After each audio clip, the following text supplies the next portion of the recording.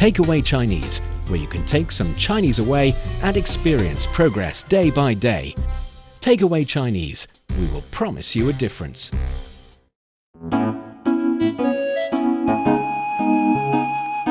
Welcome to Takeaway Chinese. I'm Niuniu with Steve Hatherley in the studio. Hello, Steve. Can I complain?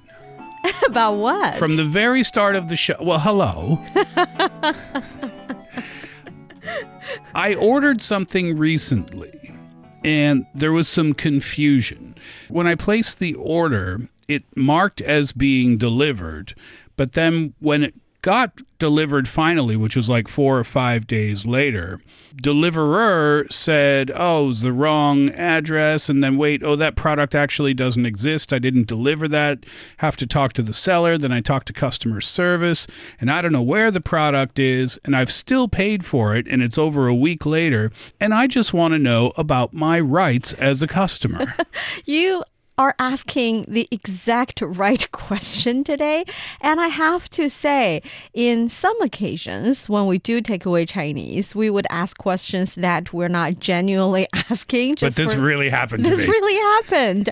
And we're figuring it out. And I think it's a mistranslation-related issue. I'm pretty sure it will get sorted eventually because it happens in daily life a lot. Because we have to admit, now here in China, there must be millions of packages on the road every day, every single day, and we do our online shopping a lot, and there's the issue of whether or not you know the product is really for you only by looking at the pictures on the internet, especially when it's clothing, or whether or not you like the service you're receiving if you are signing a contract also online. And also for the product itself, if you don't like the taste of it, can you return it? If you got it online, how to return it? And if you got it online and all of a sudden you find the packaging or the picture or the brand name a little bit fishy, what would you do? And all these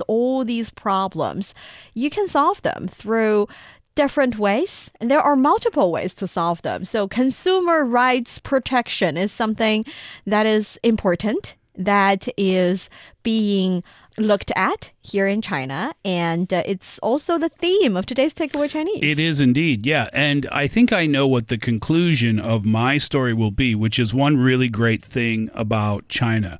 If your consumer credit score is good enough, they will issue you a refund without really checking anything, I don't think, because when I talked to customer service, they said, oh, would you like your money back? And I had this thought, well, what if I was like a scam artist and I actually received the product, right? If you're a scam artist and you're speaking in English and you got all this like personal profile and persona set up, you're a really good one. Yeah, that's true. But I thought, oh, that's a really nice thing about customer service here is like they will really kind of no questions asked if you request a refund. If you've received the product, you just send it back. And as far as I know, a lot of the time, it's really kind of no questions asked if they know you're a good customer. Yes.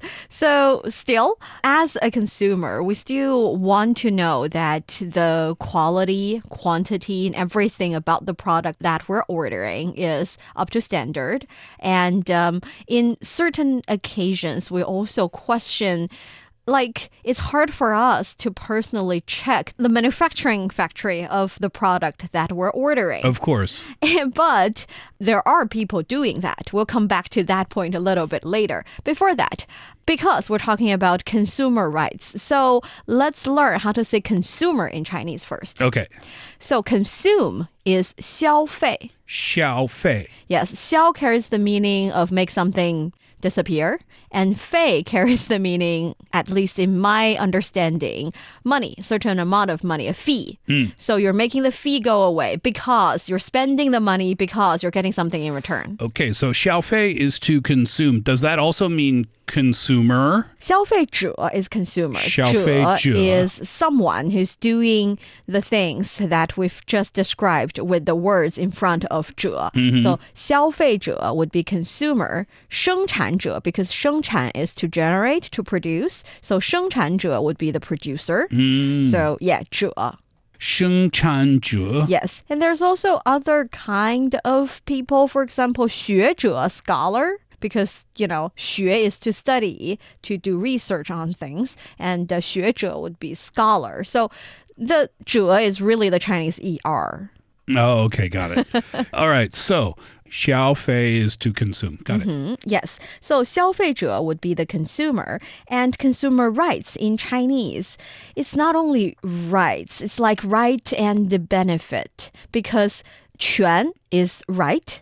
And E is benefit. So, right, your rights and your benefits, being a consumer, you can enjoy this and that. Because I think when it comes to rights, yes, you have the right to return things, but you don't necessarily have the right to have a little package as something that you can test to see whether or not you like it. And then you can return the entirety of the product if you don't like it. But that is a benefit. Sometimes companies will do that, though. Yes. I've seen that advertised with mattress companies. Oh, really? Yeah, like you order a mattress, you try it out for a month. I think I saw one company said, try it for a month. If you don't like it, send it back for a money-back guarantee. Yes. Ooh, money-back guarantee. That's a good expression to learn, too.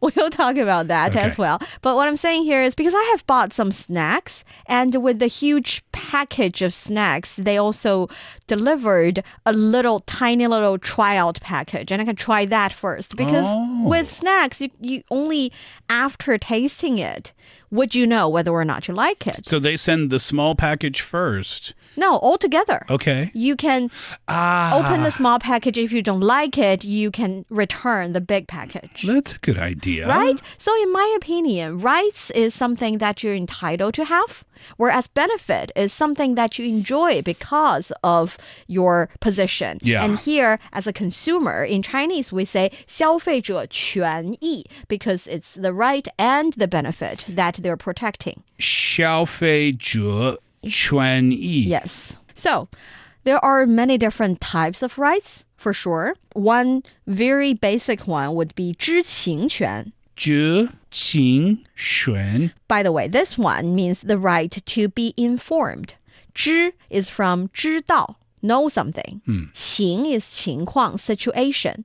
As a consumer, you have the right to be informed about the real situation. For example, if this Coke is sold to all other people at the price of 5 yuan, and they're selling you with the price of 10 yuan just because you look like a rich guy, that's not okay. Oh, that's a huge issue nowadays, isn't it? Different pricing on applications. It's not that drastic, but it could happen. Yeah. Would that also apply to marketing, I wonder? For example, not that long ago on Roundtable, we were talking about toothpaste, and I think there was an American company that had advertised their packaging as recyclable.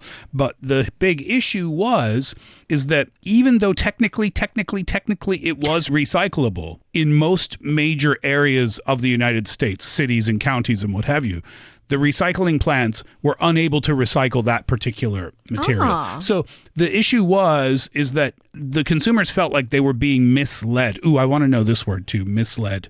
Because it said recycled, that led them to believe they could throw it away with their regular recycling, if you see what I mean. I do, and I think so. This also falls into the category of 知情权. Consumers do have the right to know. And it also falls into the category of 虚假宣传. 虚假. 虚假. 虚假 means fake or falseful. 宣传 is advertising or doing promotion. 虚假宣传. Okay, so if you are 虚假宣传, then you must be misleading the consumers as well. And mislead would be 误导. 误导. 误 is from 错误, so a mistake. And 导 is 诱导, to lead, so literally mislead. 误导. Yes, 误导消费者. You're misleading the consumers.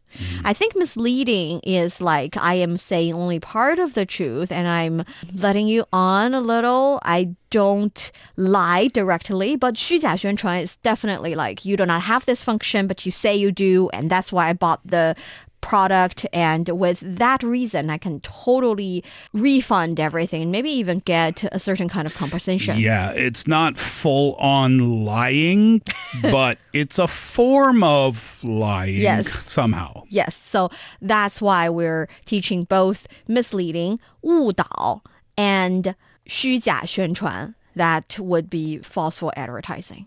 I feel that way when I see foods and the package says like 0 fat.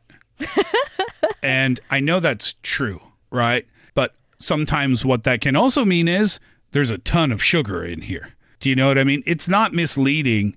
It's just somehow, right? Yes. They're just telling you what they want to tell you without showing you the whole picture. In that case, what you can do is to use or to resort to another right as a consumer. That would be 监督批评权. 监督. 监督. 监督 means to supervise. Okay. And 批评. 批评. means to criticize. 监督批评权. 权. 权 is from 权益, that is your right. So you do have a right to complain about it. You can say, yes, I know you're not lying, but if you're putting the 0 fat sign or advertising word on your package with a huge font and very eye-catching color, then you should make sure you also put a lot of sugar on it as well, so you're not misleading, 误导 consumers. 监督批评权. Perfect. What about when you go to, well, this could happen online or offline, and you go to a restaurant, and the picture that they show you, maybe it's a dumpling. And it's this gorgeous dumpling. It looks very full and fluffy and delicious. I know where you're going. And then when you get it, it's this little tiny, misshapen product. You know what would be the scenario that I imagine that fits perfectly to your description? Instant noodles. Why? Because usually when I see advertisement of instant noodles, you see the very green, fresh vegetable and you see huge chunk of meat. But it's just that little...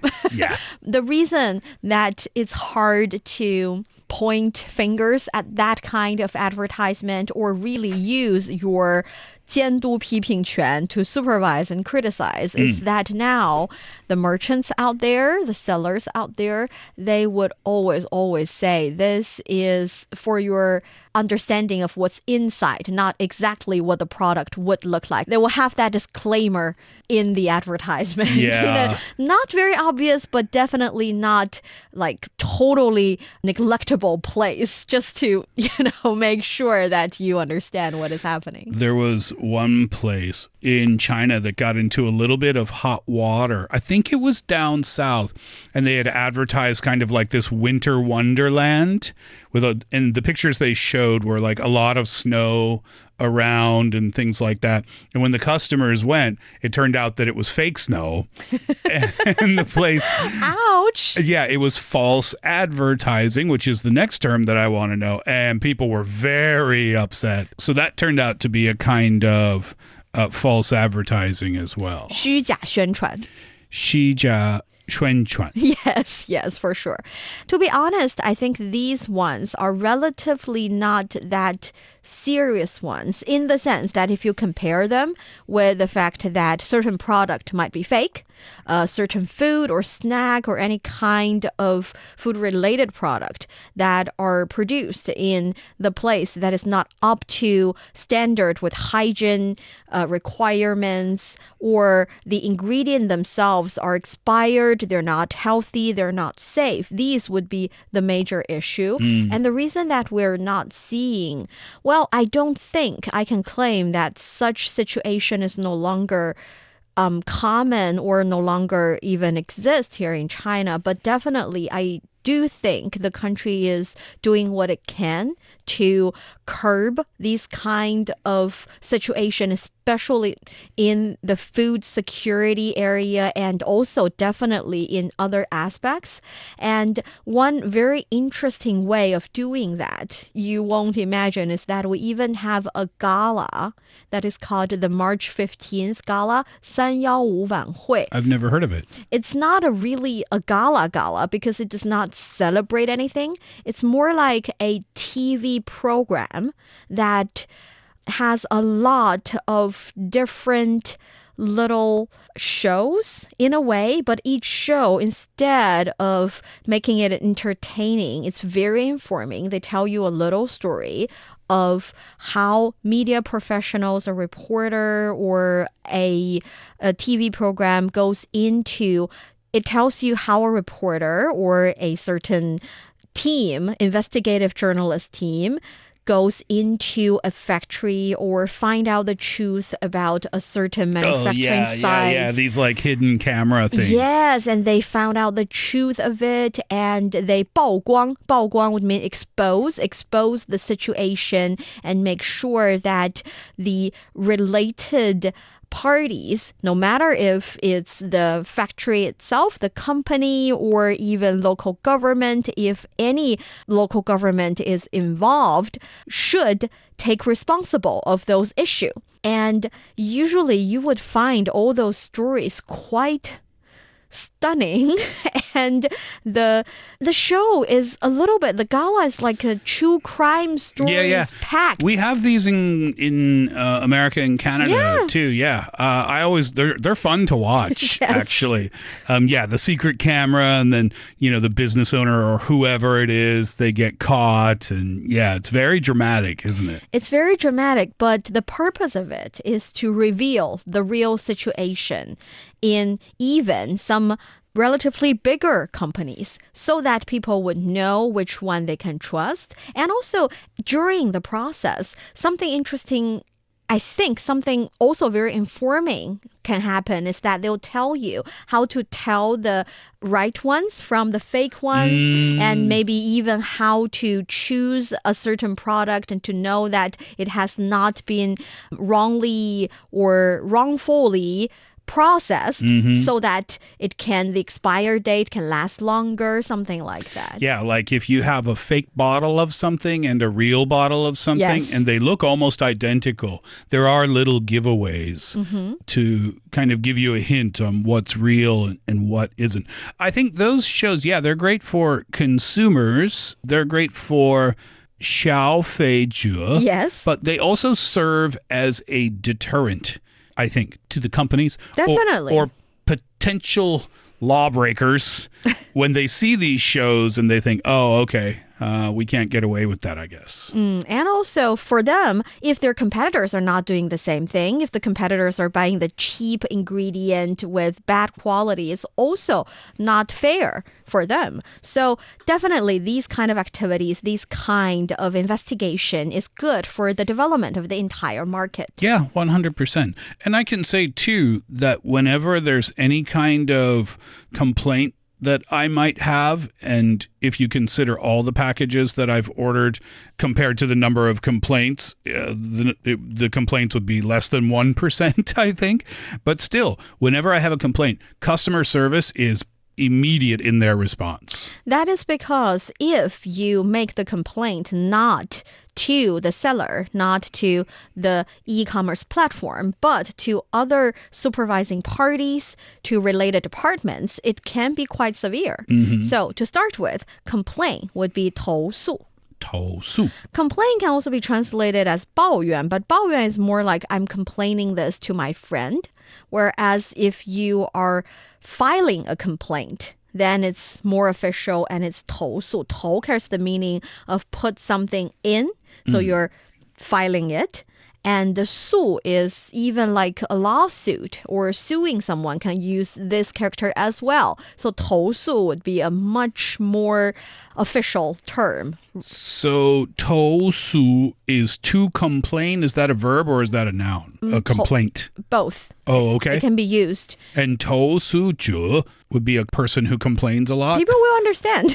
You don't want to be a 投诉者 at the office. It's not a term like 消费者, but if you say 投诉者, Chinese people would be able to know what you're talking about. Okay.